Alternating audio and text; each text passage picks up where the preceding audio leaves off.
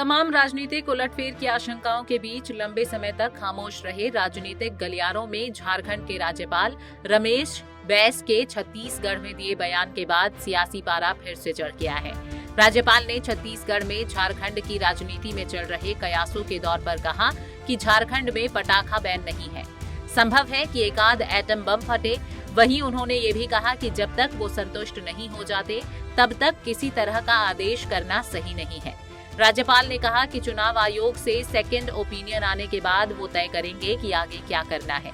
फैसला लेना मेरे अधिकार क्षेत्र में है, इसलिए कोई मुझे बाध्य नहीं कर सकता। वहीं दूसरी ओर राज्यपाल के इस बयान के बाद झारखंड की राजनीति में मानो भूचाल आ गया हो।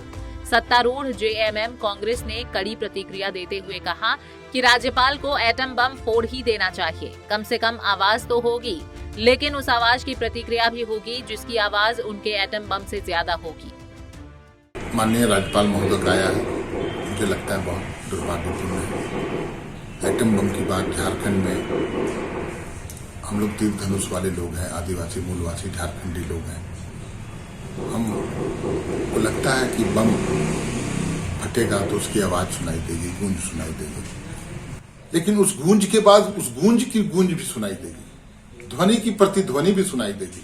इसका आभास मुझे लगता है न केंद्र की सरकार को है न राजभवन को है।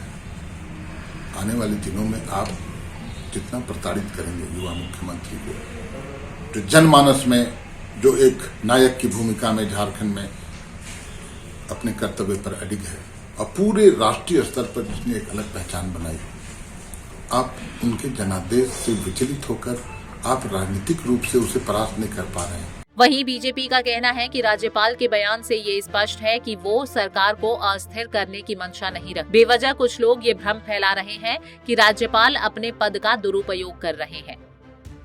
राज्यपाल महोदय ने कल जो कहा कि झारखंड की राजनीति को हम अस्थिर नहीं करना चाहते, सत्ताधारी दल को बेखौफ होकर अब काम करने की आवश्यकता है, लेकिन साथ ही उन्होंने यह भी कहा कि इलेक्शन कमीशन का जो पत्र आया है वह विषय अभी समाप्त नहीं हुआ है और निश्चित रूप से जब कभी भी आवश्यकता महसूस होगी कि इस पत्र को सार्वजनिक किया जाना है तो राज्यपाल महोदय अपने कर्तव्य का भी निर्वहन करेंगे।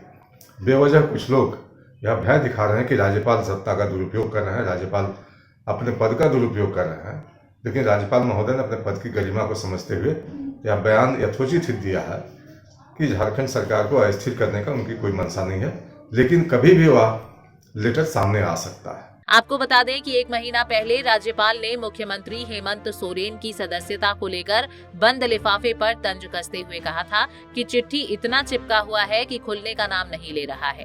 पंजाब केसरी टीवी के लिए रांची से आशुतोष सिन्हा की रिपोर्ट। हमसे जुड़े रहने के लिए हमारे YouTube चैनल को सब्सक्राइब करें और नई वीडियो की नोटिफिकेशन के लिए बेल आइकॉन को दबाएं।